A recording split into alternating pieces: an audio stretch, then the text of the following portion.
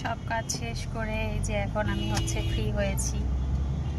অনেক কাজ শেষ করলাম বসুন্ধরার, তারপরে হচ্ছে ল্যাপটপ নিয়ে আমার একটা প্যারা ছিল, ভালোভাবে ফুল সেট আপ দেওয়া ছিল না।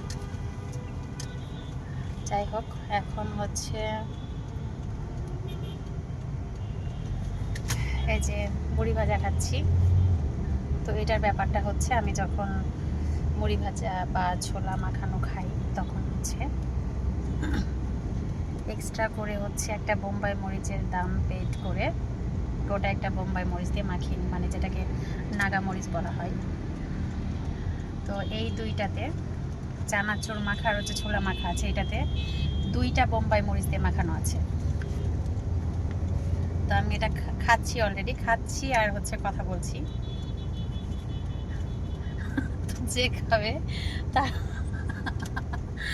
যদি কোষ্ঠকাঠিন্য সমস্যা থাকে তো একদম ওকে হয়ে যাবে, ওষুধ ছাড়া একদম অটো হয়ে যাবে।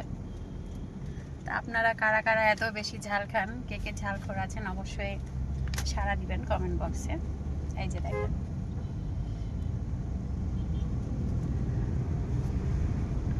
সবাইকে আল্লাহ হাফেজ।